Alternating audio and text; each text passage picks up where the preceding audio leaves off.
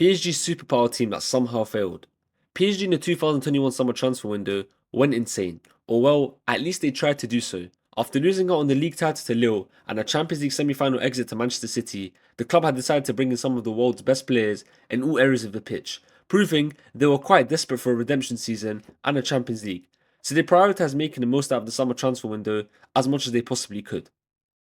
The new arrivals included Ashraf Hakimi for 68 million euros, Danilo Pereira for 16 million euros, Nuno Mendes on a loan with an obligation to buy, Wijnaldum on a free, Donnarumma on a free, Messi on a free, and Ramos on a free.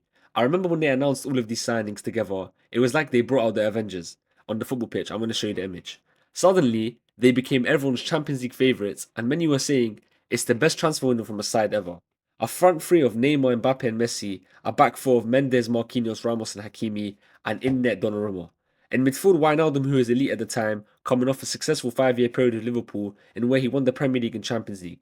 However, things didn't go to plan. Pochettino was sacked at the end of the season after only winning the league title. They were knocked out by Madrid in a round of 16, where at one point they actually looked extremely comfortable and were about to go through, but they fumbled the 2-goal lead with 30 minutes to go. The main weakness, was the midfield. Wijnaldum wasn't living up to the expectations. He got dropped in the second half of the season. It was basically Verratti trying to hold down the midfield all alone, like he has been doing throughout his whole PSG career. Verratti is the definition of right player, wrong timing.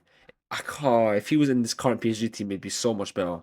So the club went big again in the summer transfer window, bringing in 4 new players, in which included Vitinha, Ruiz, Soler, and Renato Sanchez. They bought 4 new midfielders. Clearly, they recognised the midfield was the weakness. They even brought in young promising striker Hugo Ekitike, and Nuno Mendes was brought in permanently for 38 million euros.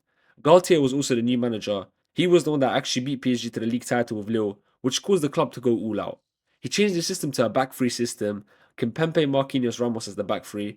Ramos was injured, but when he wasn't injured, that was the back three. Donnarumma in net, a double pivot of Vitinha and Verratti, wing backs Hakimi and Nuno Mendes, and a front three of Mbappe, Neymar, Messi. Surely they couldn't go another season playing together without a Champions League. And with all the depth they've got off the bench, it's looking promising.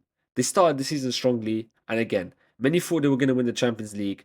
They finished second in their group stage, not losing a single game, but Benfica had more goals scored than them, so they topped the group. Not the best, but not the end of the world, as second place still guarantees you to go through. Messi was starting to play better, he looked more comfortable, Mbappe was playing well, and Neymar was on course for a Ballon d'Or season. It was looking promising and a lot of people were excited, including myself. I enjoyed watching this side. They destroyed some sides. Do you lot remember when they did that kickoff goal against Lille? They scored after 7 seconds when Messi lobbed it up to Mbappe. You probably know what I'm on about. If you don't, you need to go check it out after this video. Vitinha looked solid, so maybe they could actually win the Champions League. And me again, personally, I thought they were going to do it. Wrong. It was a complete disaster in the second half of the season. Neymar got injured at the World Cup. The PSG fans are tent on Messi despite having a way better season than the last.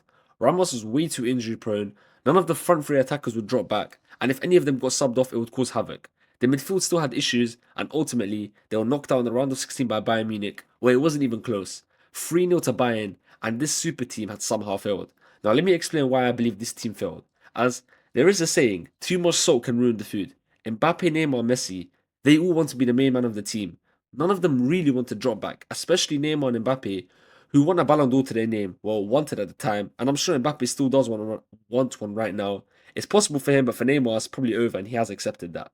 Vitinha, he hadn't fully developed here. He's nowhere near as he is now. He's not even half the player as good as he is now. And neither had the likes of Fabian Ruiz, Nuno Mendes, Ekitike. They were all good, but nowhere near their current levels. The press wasn't good enough. Out of shape, they were a disaster. Teams could play through them easily. In fact, it was these 2 seasons that made the club change their entire philosophy. Exiting from the Champions League twice in the round of 16, which was of course a failure and a disaster that no one really expected. It made the club focus on signing younger talent with crazy potential, such as Barcola, Doué, to an extent Pacha and Kvaratskhelia. So they changed their philosophy in a good way. So did this help? I can't speak. This did help them in the long run, and they did get their Champions League in the end. And funnily enough, the signings that were hyped up the most, Messi, Ramos, and Wijnaldum, were the least successful ones, and the ones that didn't get much hype, Ruiz, Vitinha, and Nuno Mendes, they turned out to be the most successful. Hakimi as well, but he had hype. That's the end of Ads Talks Boy, everyone. Let me know what you. Oh, okay. Let me know what you all think. Thank you for watching. I don't know what happened. Anyways, ignore that.